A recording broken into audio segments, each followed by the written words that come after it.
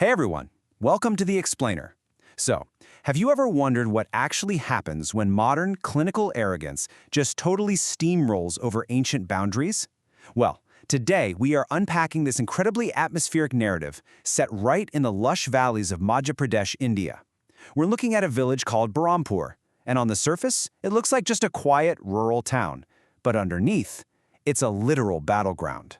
We're going to explore a really fascinating clash between city-driven skepticism, hardcore scientific ambition, and some of the most deeply rooted, terrifying village folklore you could possibly imagine. Okay, let's dive right into this. Just imagine for a second, you're walking all alone through a pitch-black forest, and suddenly you hear this slow, rhythmic, terrifying chant echoing through the trees. Bam, bam, bosh. Bam, bam, bosh. I mean, chills, right?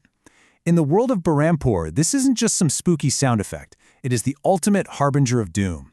This is the exact chant that haunts the village and literally keeps the residents locked inside their homes, lights completely off on specific nights. So what's actually making that sound? It's the Nishir Malo. According to local lore, these are four completely terrifying men who roam the village borders carrying a coffin on their shoulders. And the stakes here? Oh, they are absolute life and death. The folklore makes it super clear. If you hear their approaching footsteps in that chant, you must hide immediately. Do not look at them. Because if you see them, or worse, if they see you, there is no way you're making it back alive. This isn't just a fun campfire ghost story for the locals. It's a strict law of survival, and it sets the foundation for this entire narrative. Which brings us to our first main topic, the Nishir Molo legend, a fear that has gripped this place for 400 years. To wrap our heads around just how real this 400-year-old fear is to the people of Bahrampur, we really need to look at the tragic case of a young guy named Madan.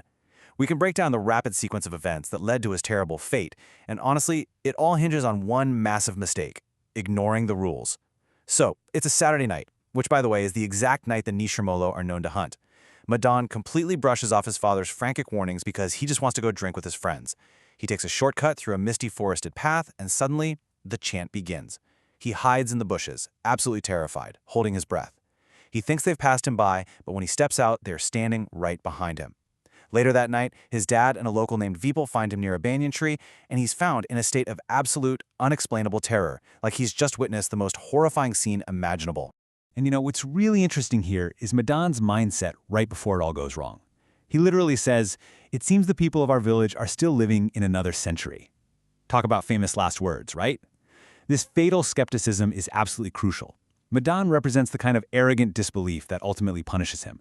But more importantly, his attitude perfectly foreshadows the arrival of our main characters, two city researchers who are about to bring a whole new level of skepticism right to Bahrampur's doorstep. Moving on to our next section, let's talk about motives, specifically the hunt for the Mrtyunjay Amrits. This shifts our focus completely. We go from the terrifying woods of Madhya Pradesh straight into a sterile, brightly lit lab in Delhi.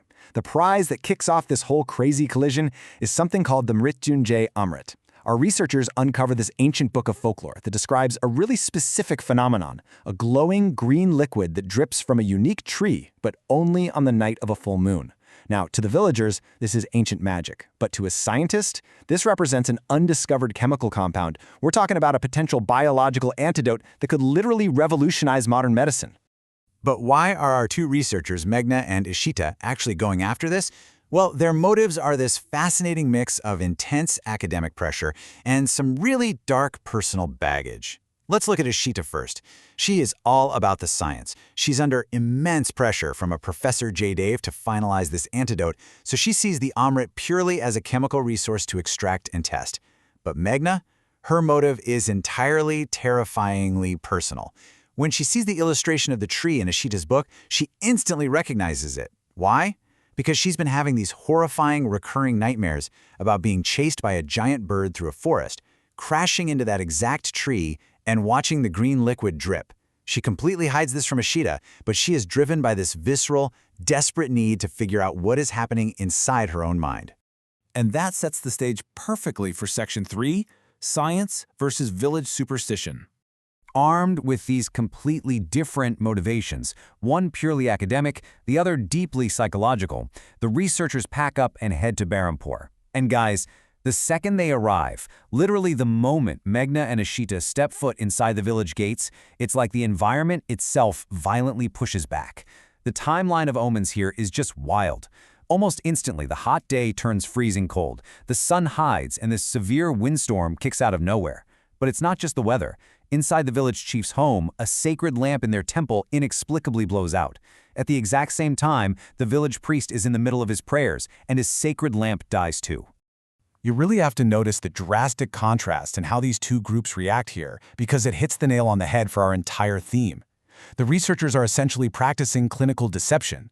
They straight up lie to the village chief, telling him they're just students doing a standard study on rural villages, totally hiding the fact that they're hunting for the Amrit in the deadly jungle. To them, the sudden storm is just a cold breeze. But the villagers? They are in a state of absolute, visceral panic. They see the heavy winds and those blown-out lamps not as some random weather event, but as terrifying, undeniable signs of impending doom. That rising dread is summed up perfectly by the village priest. He just stares at his extinguished lamp and murmurs, "These signs don't look right. Lord, protect us." The villagers can literally feel that their protective boundaries, both physical and spiritual, are failing the very second these city skeptics walk into town. Which leads us right into Section 4, Skeptics Meet Local Beliefs. Right into the middle of all this tension walks Anuj, the village chief's son. He acts as this incredibly fascinating bridge between the colliding worlds of the city and the village. When the girls bring up the idea of going out at night, Anuj just brushes it off with this great line, "My village, why would I be afraid?" It perfectly highlights his unique local bravado. He is completely different from his terrified, superstitious parents, but he's also totally distinct from the arrogant city girls. When you break down the psychology here, the contrast is wild. Anuj actively mocks his quote-unquote stupid village to the girls. But when he actually agrees to take them to the ancient 400-year-old Raj Mahal palace, he is super insistent that they keep it a total secret from his parents. Deep down, he still respects the village authority enough to sneak around. The girls, on the other hand, have absolutely zero cultural fear. To them, this ancient palace isn't sacred or scary, it's just an academic stepping stone. Just a tourist stop on their way to finding the Amrit. So the trio puts this highly dangerous, kind of reckless plan into motion. The girls decide to hit up the Raj Mahal first, figuring it won't raise the chief's suspicions. The real goal, trick Anuj into taking them into the Forbidden Forest the very next day. Anuj agrees to sneak them out right at the stroke of midnight. And so, while the deeply superstitious village is fast asleep, literally relying on their locked doors for safety, these three walk straight out into the dark. And that brings us to our final section, The Myth Awakens. Let's move forward and see how this all builds, because this is where the sheer arrogance of science and the brutal reality of superstition crash into each other. It's like a ticking clock, step by step. First, Anuj and the girls have to physically fight their way through these insanely heavy, polluted winds just to reach the massive Raj Mahal.